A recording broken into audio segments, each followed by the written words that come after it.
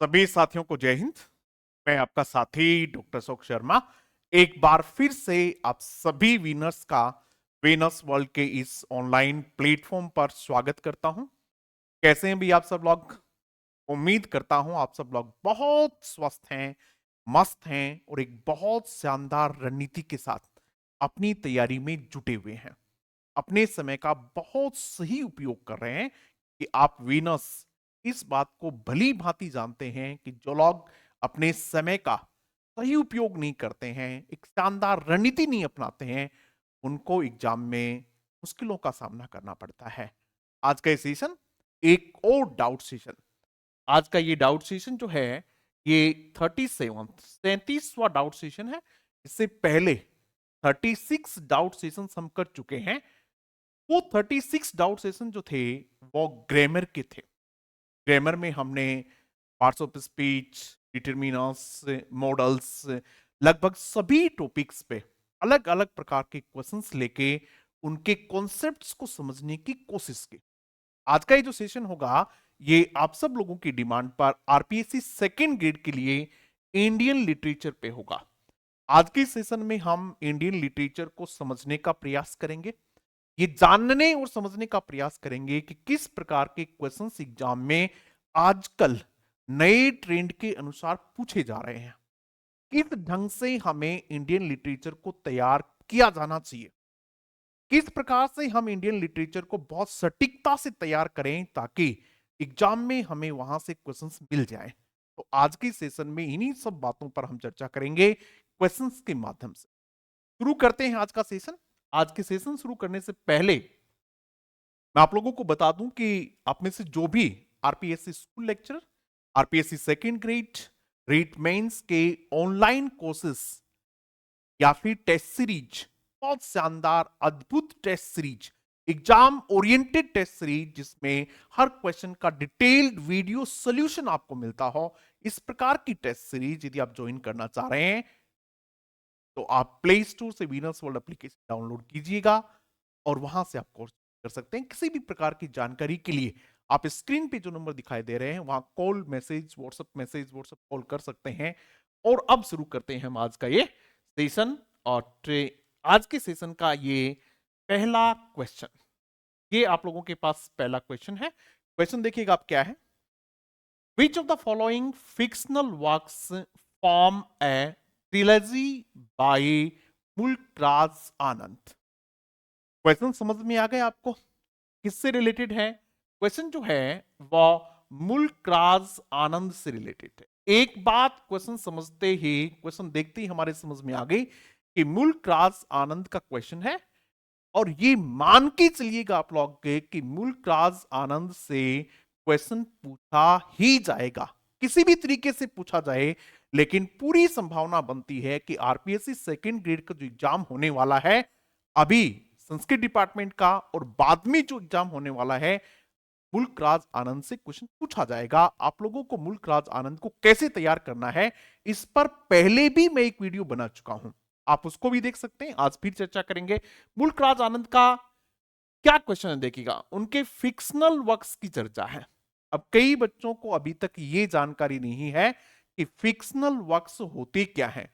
Fictional works का मतलब novels ही है। आप ये मान के चलिएगा फिक्शनल वर्क में नॉवेल्स एंड शॉर्ट स्टोरीज आती हैं। यहां हम जो जिक्र कर रहे हैं वो किनका, उनके उपन्यासों का जिक्र कर रहे हैं, उनके नॉवेल्स का जिक्र कर रहे हैं। दो बातें क्लियर हो गई। तीसरी बात क्या देखिएगा, एक नया वर्ड और दिखाई दे रहा है इसमें, इसको ट्रिलॉजी नहीं कहेंगे, ट्रिलॉजी कहेंगे इसको। ये लॉजी नहीं है, क्या बोला जाता है, लेजी बोला जाता है, ट्रिलॉजी।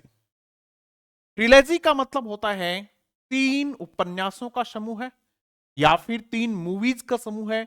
उन तीनों मूवीज में एक जैसी इंसिडेंट्स होती हैं, सेम कैरेक्टर्स होते हैं, उनको क्या कहा जाता है, ट्रिलॉजी कहा जाता है, तीन का समूह कहा जाता है। क्वेश्चन आपसे क्या पूछा गया देखिएगा, which of the following fictional works form a trilogy by Mulk Raj Anand. इनमें आपके पास 5 नॉवेल्स हैं मुल्कराज आनंद के, उनमें 5 में से कौन से 3 वो नॉवेल्स हैं जो ट्रिलॉजी बनाते हैं। क्लियर हो गई बात? देखिएगा, पहला है विलेज, दूसरा है private life of an Indian Prince, तीसरा ऑप्शन है अक्रॉस द ब्लैक वाटर्स, और डी ऑप्शन है स्वॉर्ड एंड सीकल, और ई ऑप्शन है रॉट। इनमें से आपको तीन बताने हैं और नीचे आपके पास ऑप्शन है A B and C, A C and D, B D and E, और सी डी एंड ई। ये आपको नीचे लिखे हुए हैं। आजकल ऐसे क्वेश्चंस पूछे जाते हैं जिनमें नीचे इस प्रकार के A and B and C and D ये पूछा जा रहा है। कई बार इस क्वेश्चन को ऐसे भी पूछा गया है कि विच of the following is not a part of Anand trilogy, इनमें से कौन सा एक पार्ट आनंद की ट्रिलॉजी का नहीं है। चार ऑप्शंस दे दिए जाएं, तीन ट्रिलॉजी का हिस्सा है और एक नहीं है, तो वो कौन सा नहीं है ये भी पूछा हुआ है। ठीक है भाई, देखिएगा इसमें पहला जो नॉवल है वो कौन सा है, विलेज है, ये भी उनकी ट्रिलॉजी का हिस्सा है। ये 39 से लेके 42 तक के नॉवल पब्लिश हुए थे, उनके तीन नॉवल पब्लिश हुए थे, और वो तीन नॉवल जो हैं वो उनकी ट्रिलॉजी है। उसमें क्या था वो बाद में बताएंगे। दूसरा जो नॉवल है उसमें वो है अक्रॉस द ब्लैक वाटर्स, दूसरा ये है, और तीसरा नॉवल जो है वो है द स्वॉर्ड एंड सीकल, तीसरा नॉवल ये है। तो ए और उसके बाद में सी और D, A C and D जो ऑप्शन है वो कौन से में है, दूसरे वाले ऑप्शन में है, तो ये इसका सही आंसर है। ठीक है, क्लियर हो गई बात भी।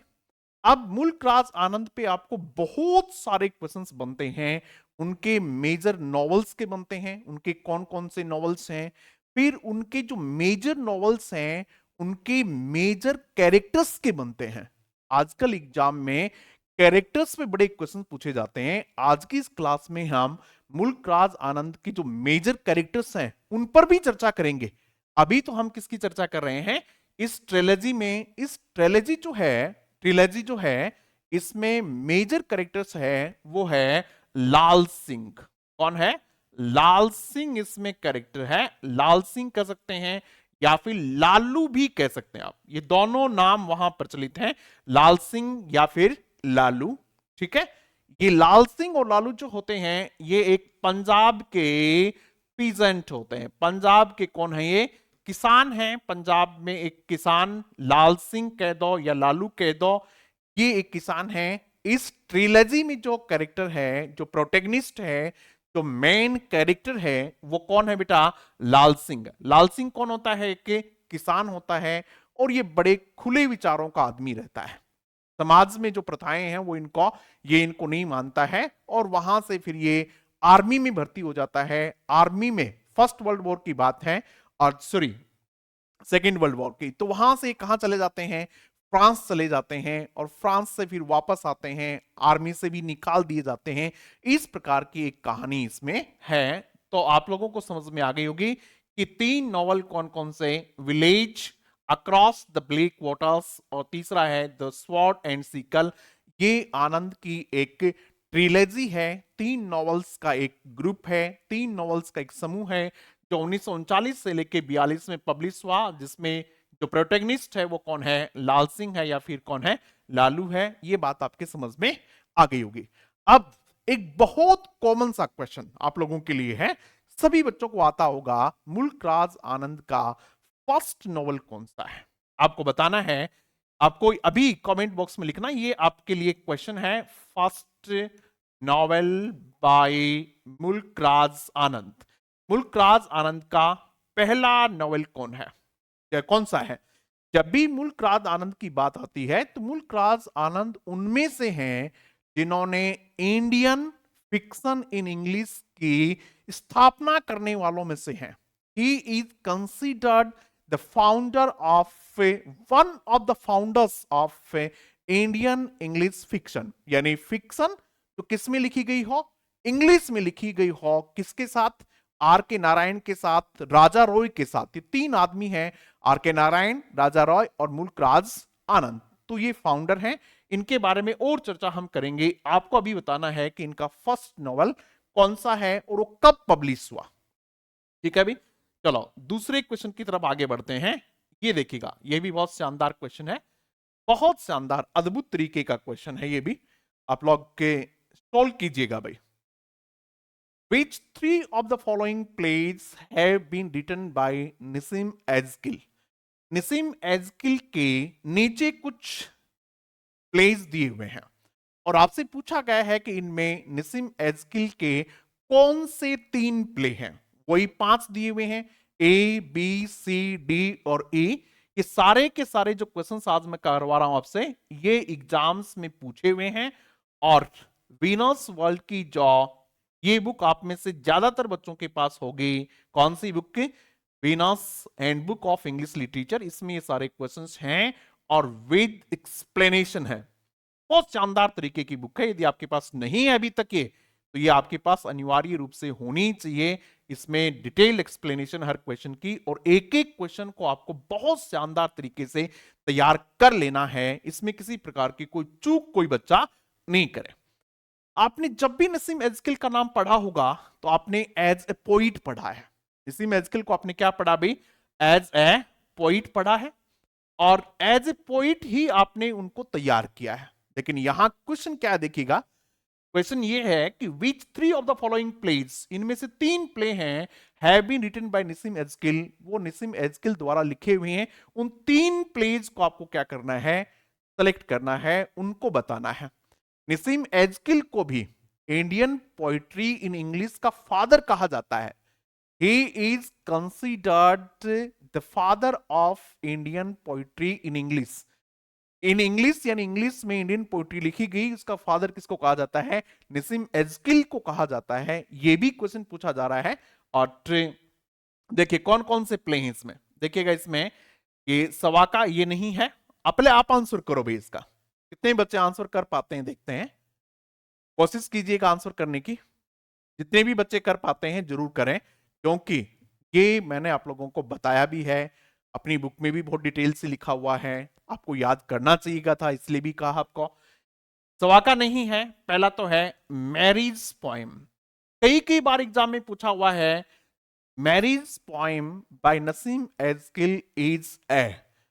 मैरीज पोएम नसीम एजकिल की जो है वो क्या है? तो ये क्या है? ये एक प्ले है। कई बच्चे कंफ्यूज हो जाते हैं किस बात को लेके?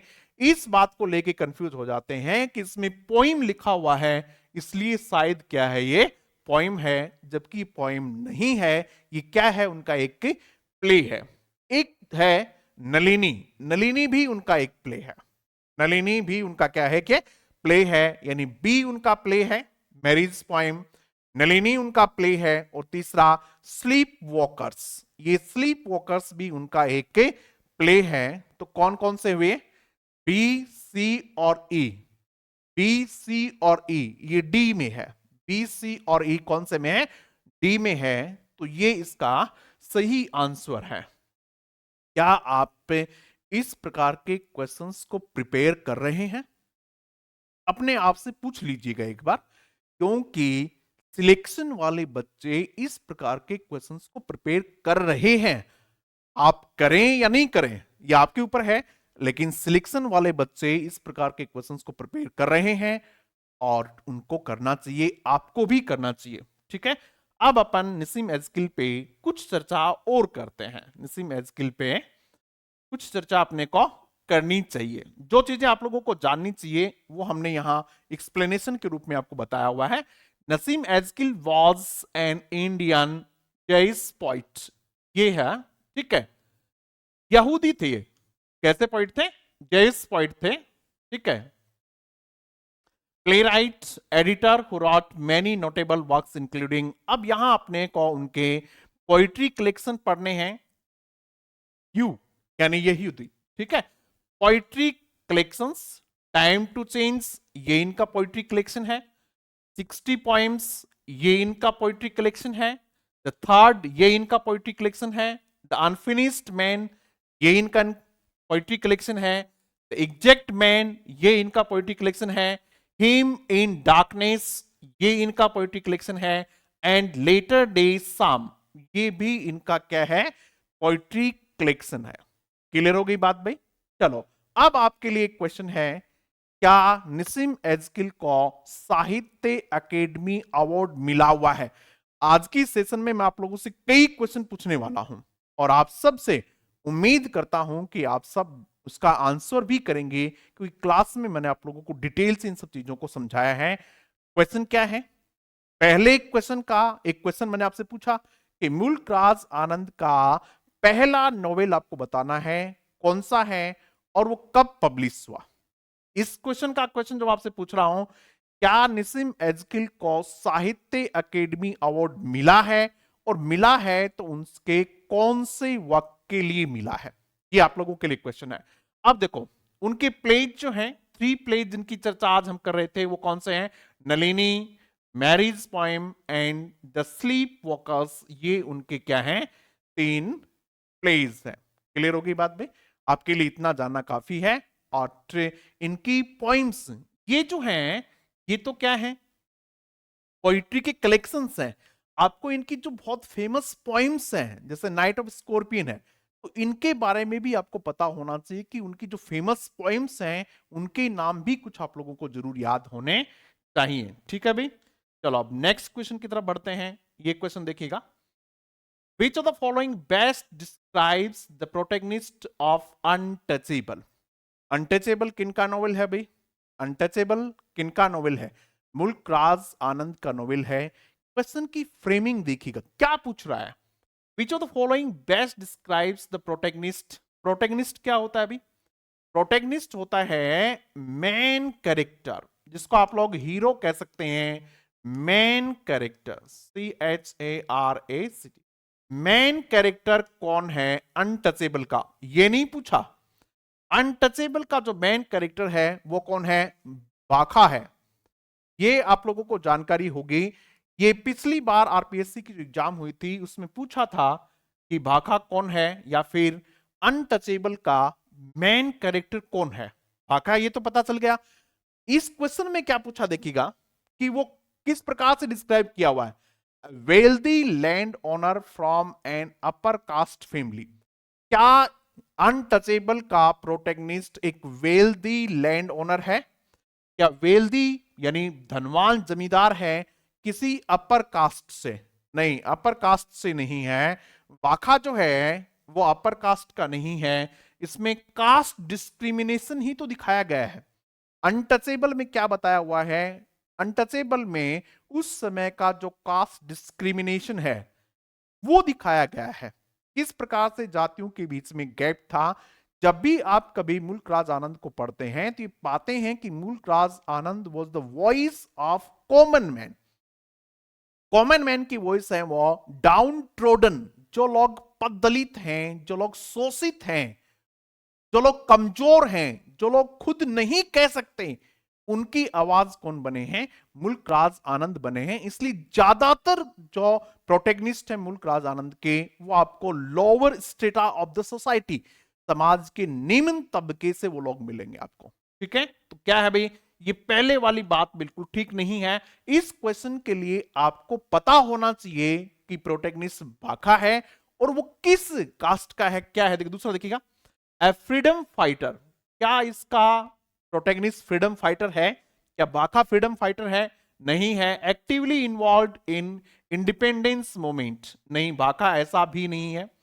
एन अनटचेबल बॉय, भाखा क्या है कि अनटचेबल बॉय है who works as a latrine cleaner. Bakha उसमें एक स्वीपर होता है। भाखा उसमें एक लेट्रिन साफ करने वाला होता है। कई कई बार पूछते भी हैं कि अनटचेबल का जो हीरो है वो क्या है? वो एक स्वीपर है। यहां से अक्सर क्वेश्चन पूछा जाता है, पिछली बार भी पूछा गया था, सीधा सीधा क्वेश्चन था। हो सकता है इस बार थोड़ा घुमा फिरा के क्वेश्चन ले, तो आप अपने आप को उसके लिए तैयार रखिएगा। तो इसका सही आंसर ये है, British colonial officer station in India, ये भी नहीं है। तो ये इसका सही आंसर है। मैं आप लोगों को ये बताने की कोशिश कर रहा हूं कि क्वेश्चन की फ्रेमिंग कैसे कैसे हो सकती है, किस किस प्रकार के क्वेश्चंस पूछे जा सकते हैं। आपको उस ढंग से अपनी तैयारी करनी चाहिए। जो भी मेजर वर्क्स हैं उनके कैरेक्टर्स को आपको जरूर जानना चाहिए कि वो कैरेक्टर्स क्या हैं, उनका नाम क्या है। इतनी जानकारी आपको जरूर होनी चाहिए। क्वेश्चन नंबर 4 में चलते हैं। Which of the following is true about smoke and ashes? देखिएगा, एक बात बहुत कंफर्म है कि अमिताभ घोष से एग्जाम में क्वेश्चन पूछा ही जाता है। पिछले जितने भी एग्जाम हुए हैं, आपके सेकंड ग्रेड का एग्जाम हुआ था उसमें पूछा गया, सेकंड ग्रेड संस्कृत डिपार्टमेंट का एग्जाम हुआ उसमें अमिताभ घोष को पूछा गया, उसके बाद में एक सेट का एग्जाम हुआ उसमें अमिताभ घोष पूछा गया, उसके बाद 2 से ज्यादा नेट के एग्जाम हो चुके हैं और उनमें भी अमिताभ घोष से क्वेश्चन पूछा ही जाता है। इसलिए आप ये मान के चलिएगा कि अमिताभ घोष पे क्वेश्चन पूछेंगे ही पूछेंगे। क्लियर हो गई बात भाई? इसलिए आज के इस सेशन में भी हमने अमिताभ घोष पे 2-3 क्वेश्चन लिए ही हैं। अमिताभ घोष का ये जो वर्क है स्मोक एंड एसेस, ये उनका लेटेस्ट वर्क भी है। LATS, ये उनका लेटेस्ट वर्क भी है। जिन बच्चों के पास ये जो अपनी वाली बुक है Venus handbook of English literature, ये वर्क इस बुक के पब्लिश होने के बाद का है, यानी बिल्कुल लेटेस्ट है। तो जो भी चीज लेटेस्ट है मैं हमेशा कोशिश करता हूं कि अपने वीनर्स को वो किसी भी माध्यम से उन तक पहुंचा दी जाए। कोशिश हमेशा ये रहती है कि जो भी लेटेस्ट वर्क, क्योंकि इनमें से ज्यादातर लोग जिंदा है, अब जिंदा है वो तो लिखेंगे ही। अपन ने बुक लिखी 6 महीने पहले और इस 6 महीने के दौरान यदि किसी ने कुछ लिखा है तो वो भी तो एग्जाम में आ सकता है। तो ये आप लोगों को उसकी जानकारी हो या नहीं हो, लेकिन एज ए टीचर ये मेरा फर्ज बनता है कि मैं उसको ठीक ढंग से देखूं और आप लोगों तक उसको पहुंचाऊं। तो देखिएगा इसमें ये उनका लेटेस्ट वर्क है। ठीक है, लेटेस्ट वर्क भी कैसा है? अमिताभ घोष भी नॉवेल्स लिखते हैं, फिक्शनल वर्क लिखते हैं। क्या लिखते हैं बेटा? फिक्शनल वर्क लिखते हैं। ठीक है, लेकिन ये उनका नॉन फिक्शनल वर्क है। अब देखो फिक्शनल और नॉन फिक्शनल में क्या अंतर देखो। फिक्शनल में होते हैं आपके नॉवेल्स, शॉर्ट स्टोरीज, और नॉन फिक्शनल में इनको छोड़कर होते हैं। ठीक है, एसेस वगैरह हो सकते हैं, कलेक्शन ऑफ एसेस हो सकता है, तो वो नॉन फिक्शनल में होते हैं। तो ये कई बार पूछते हैं, पिछली बार भी पूछा था कि अरुंधति रॉय का पूछा था या फिर किसका पूछा था कि उनके नॉन फिक्शनल वर्क के बारे में बताइएगा, क्योंकि वो फिक्शनल ज्यादा लिखते हैं इसलिए उनका क्या पूछा? Non fictional. निसीम एजकिल क्या लिखते हैं? पोइम्स लिखते हैं, पोइट्री लिखते हैं, इसलिए उनका क्या पूछ लिया? प्लेज पूछ लिए। तो इसलिए आपको ध्यान रखना होता है कि जो भी राइटर आपके सिलेबस में हैं उनके फिक्शनल और फिक्शनल के साथ साथ नॉन फिक्शनल दोनों प्रकार के वर्क्स आप लोगों को ठीक तरीके से तैयार करने ही करने चाहिए। तो देखो इसके बारे में, smoke and ashes, A writer's journey through opium hidden stories is a non-fictional work by Amitabh Ghosh. तो पहला पॉइंट समझ में आ गई भाई, ये उनका नॉन फिक्शनल वर्क है। अमिताभ घोष पे भी मेरा एक YouTube पर भी वीडियो बनाया हुआ है। अमिताभ घोष पे आप पे एक बार देख लीजिएगा, उसमें हमने केवल अमिताभ घोष पे चर्चा की है। आपको बताया कि अमिताभ घोष हिस्टोरिकल फिक्शन लिखते हैं। कैसा लिखते हैं? HISTORICL, हिस्टोरिकल फिक्शन लिखते हैं। यानी इनकी जो फिक्शन होती है वो किससे रिलेटेड है? हिस्ट्री से रिलेटेड है, कॉलोनियल इंडिया से रिलेटेड है। ओपियम जो क्षेत्र है, ओपियम ट्रेड, अफीम का जो व्यापार ट्रेड होता था उससे रिलेटेड है। कोलकाता के हैं ये। ठीक है, सुंदरवन का नाम जहां कहीं भी आपको दिख जाए, ओपियम ट्रेड का नाम कहीं भी आपको दिख जाए, ठीक है, सुंदरवन का नाम आप कहीं भी दिख जाए, फिक्शनल हिस्टोरिकल फिक्शन आपको कहीं भी दिख जाए, तो आप मान लेना कि चर्चा किसकी हो रही है? अमिताभ घोष की चर्चा हो रही है। ठीक है भाई, क्या पढ़ा हमने अभी तक? स्मोक एंड एसेस जो है आपको इतना भी मिल सकता है, स्मोक एंड एसेस इतना भी, और इसका पूरा नाम भी मिल सकता है smoke and ashes writer's journey through opium's hidden streets, यहां तक भी मिल सकता है। ये क्या है? अमिताभ घोष का नॉन फिक्शनल वर्क है, पहली बात। दूसरा इसमें क्या है? इट एक्सप्लोर्स, ये क्या एक्सप्लोर करता है? The history of the opium trade. ने कहा आप लोगों को कि जहां कहीं भी ओपियम ट्रेड का जिक्र मिल जाए, जहां कहीं भी सुंदरवन का जिक्र मिल जाए, जहां कहीं भी हिस्टोरिकल फिक्शन का जिक्र मिल जाए, आप मान लेना कि वो बात किसकी है? अमिताभ घोष की है।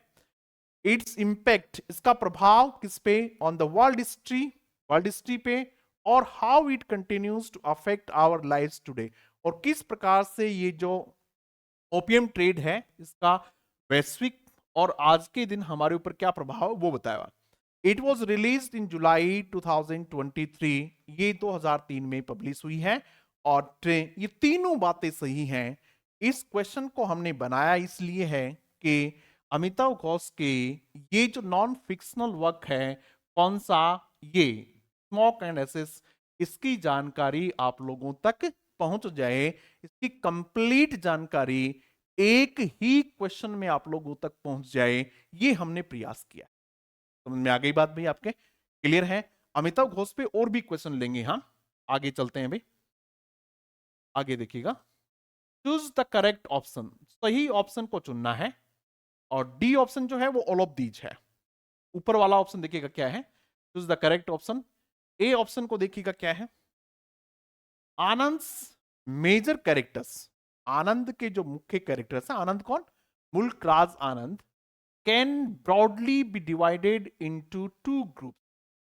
मुल्क राज आनंद के कैरेक्टर्स को मुख्य रूप से दो भागों में बांटा जा सकता है। कौन से दो भागों में?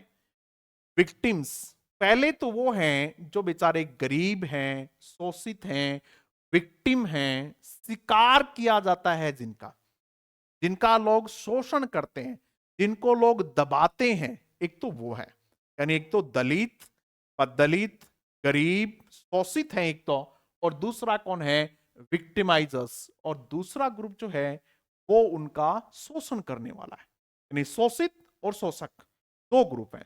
देखो, जब नॉवल में ये दिखाया जाएगा कि भाई ये शोषित हैं, कोई न कोई तो उसका शोषण करेगा ही, तो दो ग्रुप हो गए। ठीक है, आगे देखिएगा।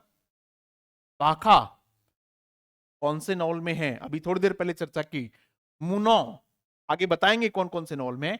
ये मेजर कैरेक्टर्स हैं मुल्क राज आनंद के। अनंता, लालू सिंह, लालू सिंह अभी थोड़ी देर पहले हमने जिक्र की थी, लालू, ठीक है, and Nihal Singh are victims. ये लोग कौन है, विक्टिम्स हैं। आपसे सीधा सीधा क्वेश्चन पूछा जा सकता है, बाखा, मुनो, अनंत, लालू सिंह, निहाल सिंह बिलोंग टू, ये किससे संबंधित हैं, ये किसके मेजर कैरेक्टर्स हैं? तो आप बताएंगे किसके मेजर कैरेक्टर हैं? मुल्क राज आनंद के मेजर कैरेक्टर हैं। पिछली बार एग्जाम में रविंद्रनाथ टैगोर के 4-5 कैरेक्टर एक साथ दिए थे और पूछा था कि इनका संबंध किससे है, और नीचे ऑप्शन थे तो वो रविंद्रनाथ टैगोर के कैरेक्टर्स थे। इस प्रकार के क्वेश्चन पूछे जा सकते हैं कि ये सारे एक में दे दें और पूछें कि ये किसके कैरेक्टर्स हैं, तो ये मुल्क राज आनंद के कैरेक्टर। आगे देखिएगा तीसरा ऑप्शन, ये भी सही बात है, ये सारे के सारे कमजोर गरीब लोग हैं। उसके बाद में देखिएगा सी ऑप्शन, देखिएगा ध्यान से देखो चीजों का।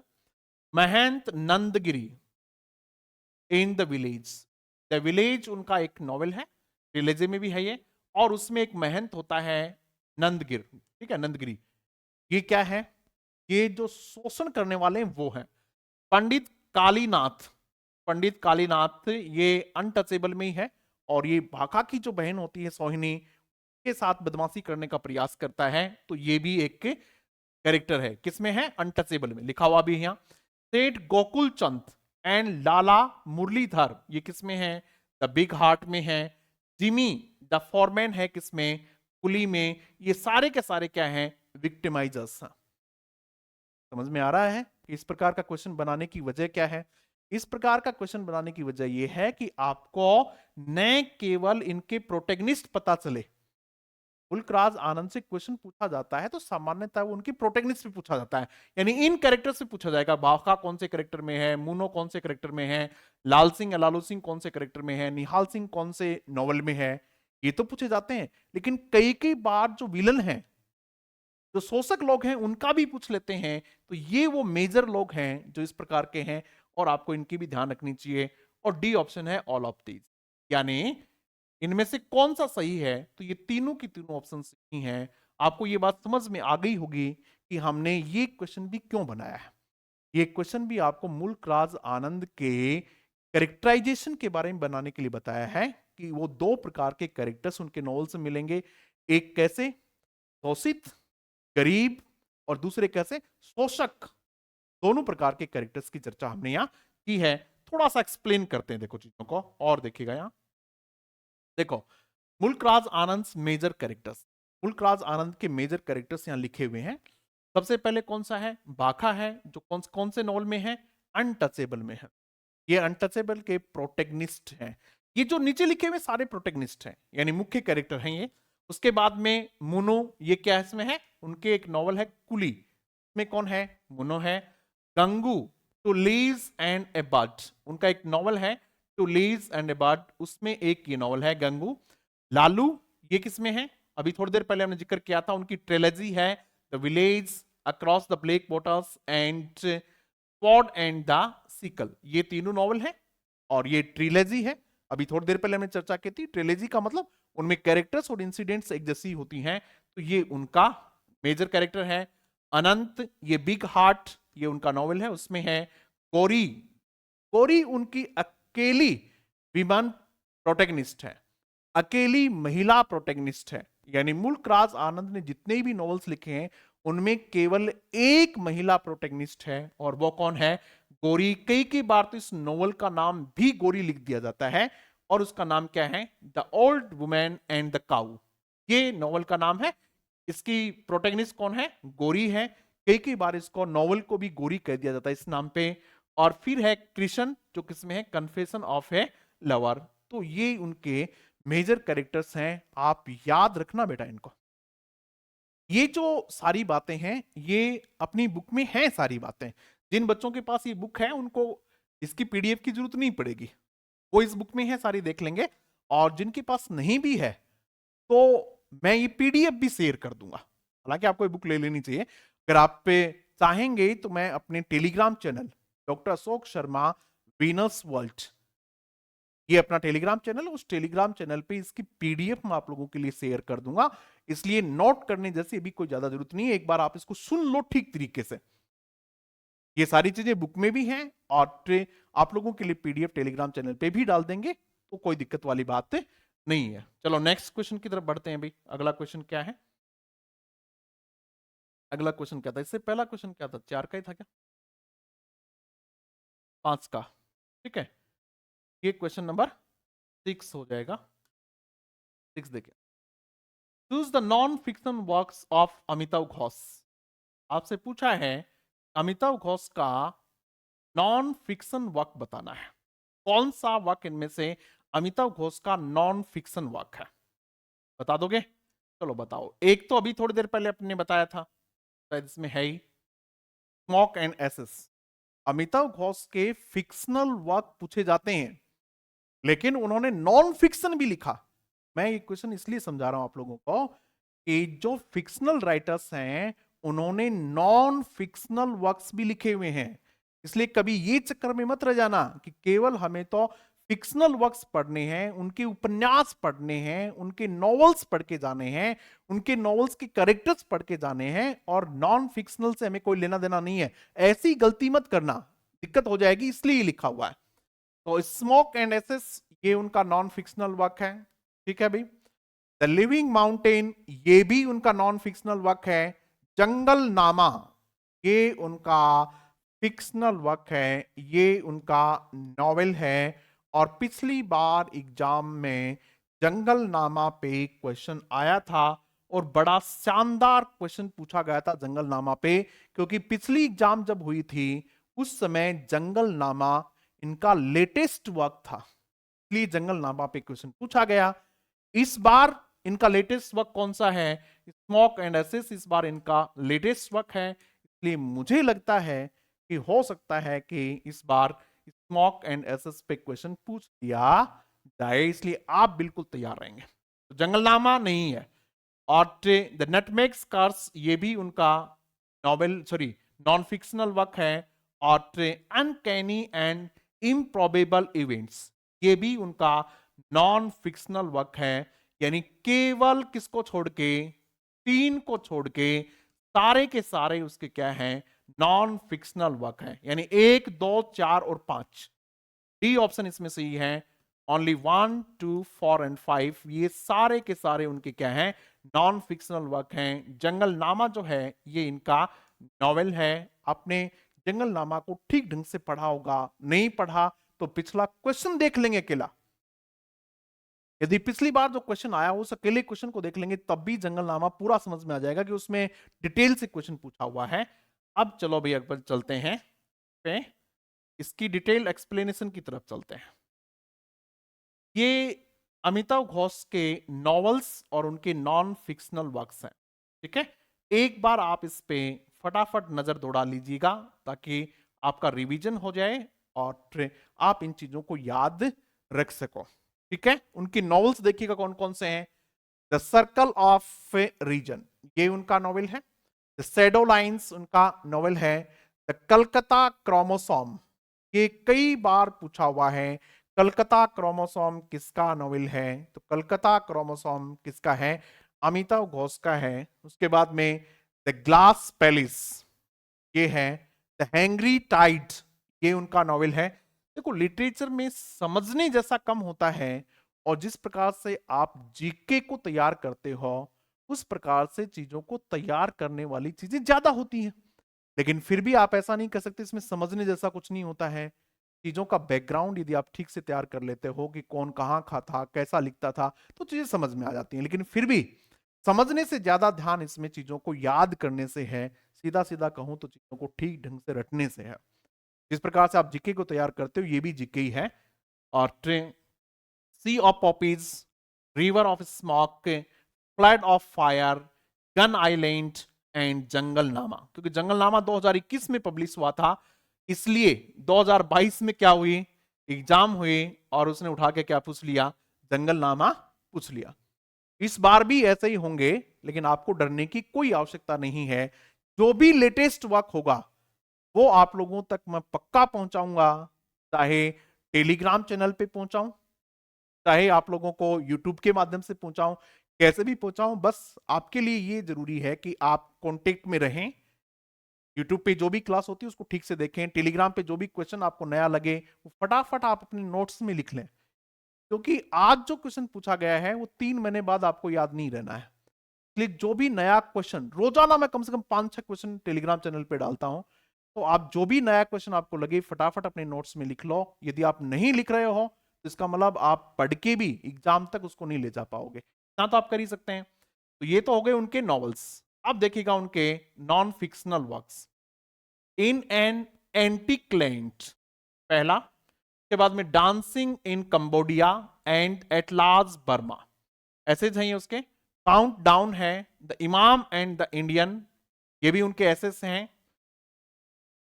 इंसेंडियरी सर्कमस्टेंसेस, ये भी एसेस हैं। The great derangement, climate change and unthinkable. जहां कहीं क्लाइमेट चेंज का नाम आ जाए, जहां कहीं भी क्लाइमेट चेंज का जिक्र आ जाए तो मान लेना कि ये भी कौन है, अमिताभ घोष हैं। द नटमेग कर्स, ये थोड़ी देर पहले हमने चर्चा की थी। The uncanny and improbable events, इसकी चर्चा पिछले क्वेश्चन में थी। द लिविंग माउंटेन, इसकी चर्चा थी। स्मोक एंड एसेस, ये उनका लेटेस्ट वर्क है, 2023 में पब्लिश हुआ है, इसलिए आप इसको जरूर देख लेना, स्मोक एंड एसेस। ठीक है, अभी अमिताभ घोष पे और भी कुछ पढ़ना चाहिए हमें। इतना जो मैंने बता दिया, इससे ज्यादा इनके जो मेजर नॉवेल्स हैं उनके कैरेक्टर्स को भी देखना चाहिए। आज की क्लास में देखेंगे, चिंता नहीं करनी है किसी को भी। नेक्स्ट क्वेश्चन की तरफ बढ़ जाते हैं। क्वेश्चन नंबर 7 देखिएगा। Which of the following are the leading characters in the novels of Amitabh Ghosh? इनमें से कौन से अमिताभ घोष के नॉवेल्स हैं? पहला, सॉरी, नॉवेल्स के कैरेक्टर्स हैं। थम्मा एंड इला, राजकुमार राहा बी ऑप्शन है। राजकुमार राहा, उमा दे एंड साया जॉन, माको, डॉली, ये इनके नॉवेल्स हैं। सी ऑप्शन में है नीलिमा, कुसुम, पियाली रॉय, मोइना मंडल और दीति, ये हैं। तो पूछा है कि इनमें से कौन से जो हैं वो अमिताभ घोष के मेजर कैरेक्टर्स हैं, यानी अमिताभ घोष के नॉवेल्स के कैरेक्टर्स हैं। तो ये सारे के सारे जो नॉवेल्स हैं, सॉरी, सारे के सारे जो ऑप्शंस हैं, कहां से लेके कहां तक, यहां से लेके ए से लेके डी तक, ये सारे के सारे जो कैरेक्टर्स हैं, ये सारे के सारे जो कैरेक्टर्स हैं ये किसके हैं? ये अमिताभ घोष के हैं। तो A B C and D, ये सारे हैं। अब देखो, इससे आपको ये बात तो समझ में आ जाएगी कि सारे के सारे, एक बार याद कर लेंगे, थमा एंड ईला, राजकुमार राहा, उमा, ताया, माको, डोली, नीलिमा, कुसुम, पियाली, मोइना, दीति, ये सारे के सारे अगर ऐसा पूछ ले इनमें से 3-4 कि ये कैरेक्टर्स किसके हैं, तब तो हम कह देंगे अमिताभ घोष के हैं। लेकिन यदि ये नॉवल वाइज पूछ तब, अगर ये नॉवल वाइज पूछ लिए तब दिक्कत आ जाएगी। तो उसके लिए आपको डरने की कोई जरूरत नहीं है। उसके लिए हमने इसके एक्सप्लेनेशन डाल दी है यहाँ कि कौन कौन से नॉवल के कैरेक्टर्स हैं वो यहाँ लिखे हुए हैं। आप लोग आराम से इनको तैयार कर सकते हो और करने ही चाहिए।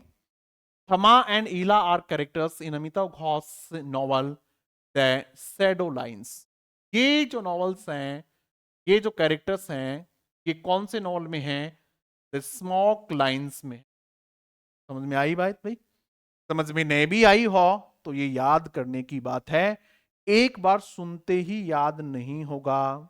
यदि किसी बच्चे को लग रहा है कि आज सर की क्लास हमने सुन ली, बड़ा मजा आया और अब हमारे सब कुछ याद हो गया, एग्जाम तक हमारे याद रह जाएगा, ऐसे विवेकानंद जी आप नहीं हैं। याद नहीं रहना है, चीजों को बार बार क्या करना है, रिवाइज करना है। एग्जाम जब तक हो जाती तब तक खूब बार, जितनी बार रिवीजन कर सकते हो तब जाके चीजें याद रहेंगी। राजकुमार राहा, उमा दे, साया जॉन, माको, डोली, ये कौन से नॉवल में है? द ग्लास पैलेस, ये उनके इस नॉवल में है। नीलिमा, कुसुम, पियाली, मोयना, और ये उसके हैं द हैंग्री टाइट, ये उनके इस नॉवल में है। और दीति जो है वो सी ऑफ पॉपीज है। एक बात और आप लोगों से पूछता हूं मैं भी, एक एबिस ट्रिलॉजी का जिक्र आपने सुना है क्या? एबिस ट्रिलॉजी, एबिस ट्रिलॉजी का नाम सुना है आपने? बहुत फेमस क्वेश्चन बनता है यहां से। बताओ एबिस ट्रिलॉजी का संबंध किससे है? बताओ भाई, एबिस ट्रिलॉजी का संबंध कौन से नॉवलिस्ट से है, कौन से राइटर से है?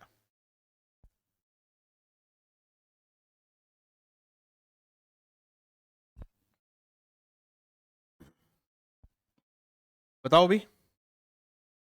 यदि आपने चीजों को पढ़ा है तब तो मजा आ रहा होगा, और यदि नहीं पढ़ा है तब पढ़ लेना भाई, क्योंकि बिना पढ़े आरपीएससी सेकंड ग्रेड, इन चीजों को बिना पढ़े आप आरपीएससी सेकंड ग्रेड की एग्जाम को पास नहीं कर सकते। चाहे आप इंग्लिश ग्रामर को कितना भी अच्छा कर लेना, वो भी बहुत आवश्यक है, उसके बिना भी नहीं कर सकते। यानी सिलेबस को 100%, सिलेबस के किसी एक छोटे से हिस्से को भी छोड़ के आप एग्जाम पास नहीं कर पाएंगे। कई बच्चों को लगता है साहब ये पोर्शन में छोड़ दूं तो क्या होगा, आप छोड़ देगो तो फेल हो जाओ। ये कंफर्म बात है। यदि आपने सिलेबस के किसी भी, पिछली बार कुछ बच्चे थे जिन्होंने कहा था कि सर हम, वो फर्स्ट ग्रेड के थे, सर हमें मैथ्स नहीं आती है, तो फर्स्ट ग्रेड के फर्स्ट पेपर में जो मैथ्स के 4-5 क्वेश्चन आते हैं, यदि हम उनको छोड़ देंगे तो क्या होगा? मैंने कहा फेल हो जाएंगे, आपके 40% भी मुश्किल से बनेंगे फर्स्ट पेपर में, 40% अनिवार्य है।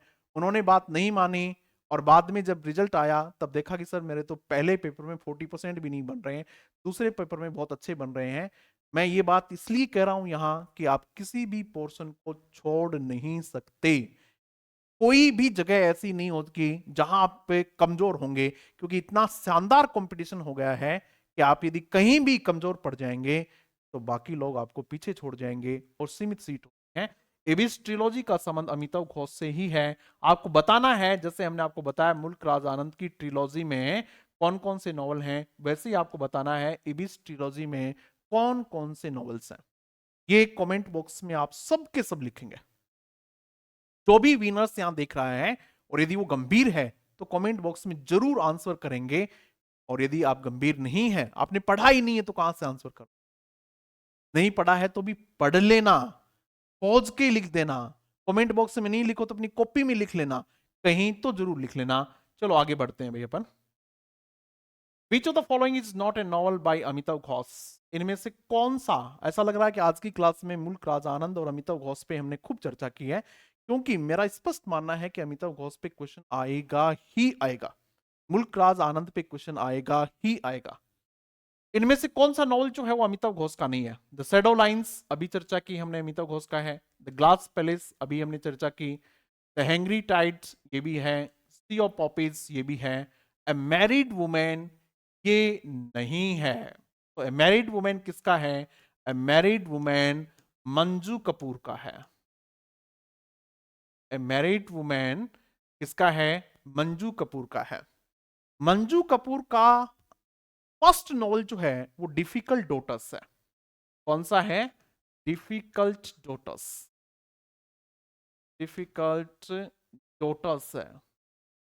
उनका जो फर्स्ट नॉवल है वो कौन सा है? डिफिकल्ट डॉटर्स हैं, उनका लेटेस्ट नॉवल आया है अभी 2024 में ही मान लो चाहे, उनका एक द गैलरी का एक नॉवल आया है, the gallery, G A the gallery, GALLERY। ये मंजू कपूर का लेटेस्ट नॉवल है द गैलरी। प्लीज इसको जरूर याद रख लेना, द गैलरी किसका नॉवल है, पूछ सकते हैं आपसे ये किसका नॉवल है, मंजू कपूर का नॉवल है। हालांकि ये नॉवल जब तक आया था तब तक ये बुक अपनी पब्लिश नहीं हुई थी, इसलिए बुक में भी मैंने डाला हुआ है, इसलिए ध्यान रखना इस बात का कि लेटेस्ट नॉवल है उनका द गैलरी, और आप इसको जरूर ध्यान देंगे, ठीक है। तो और बाकी मंजू कपूर पे भी कभी देखेंगे, मंजू कपूर पे भी बहुत सारी चर्चा हो सकती है, उनके भी कैरेक्टर्स याद करने चाहिए, उनके भी कौन कौन से नॉवेल्स हैं वो देखने चाहिए, ठीक है, उनकी क्या थीम्स हैं वो देखने चाहिए। इस प्रकार के सारे क्वेश्चंस आप लोगों को बुक में मिल जाएंगे, बहुत सारे क्वेश्चंस में, एक एक क्वेश्चन को जरूर पढ़ें और एक एक क्वेश्चन की एक्सप्लेनेशन जरूर देखें, न केवल बुक को पढ़ें बल्कि इस बुक में इंडियन लिटरेचर पे अच्छे खासे क्वेश्चंस हैं, सभी पे हैं, इंडियन लिटरेचर पे भी है, मूवमेंट्स पे भी है, डिटेल भी है, लेकिन मैं जिस बात के लिए जोर दे रहा हूं वो ये है कि जो क्वेश्चंस हैं उन क्वेश्चंस को और उनकी एक्सप्लेनेशन को कई बार पढ़ें। हो सकता है क्वेश्चन जो का तो मिल जाए, नहीं मिलेगा तो एक्सप्लेनेशन से क्वेश्चन मिल जाएगा। आप गलती नहीं करें, इसको ठीक ढंग से तैयार करके जाएगा, फिर आपको डरने की कोई आवश्यकता नहीं है। तो हो गया अभी इसमें क्या था, कौन सा नहीं है, यही पूछा था क्या, कौन सा नहीं है, तो कौन सा नहीं है, ओनली ई वाला नहीं है, तो ये किसका है, मंजू कपूर का। नेक्स्ट देखिएगा भाई,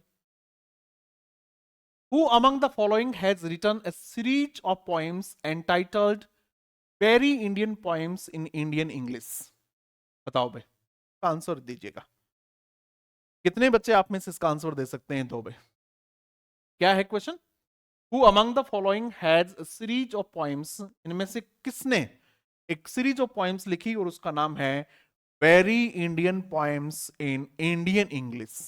ये किसकी लिखी हुई है, ये भारतीय लोग जो अंग्रेजी बोलते हैं उसके ऊपर एक सटायर है, उसके ऊपर एक व्यंग है, और ये किसने लिखा है, निसिम एजकिल ने लिखी, ठीक है, निसिम एजकिल ने। यदि आपके नोट्स में ये नहीं है तो ऐड कर लीजिएगा, ये अभी कुछ दिन पहले ही जो नेट की एग्जाम हुई थी उसमें ये क्वेश्चन पूछा गया है।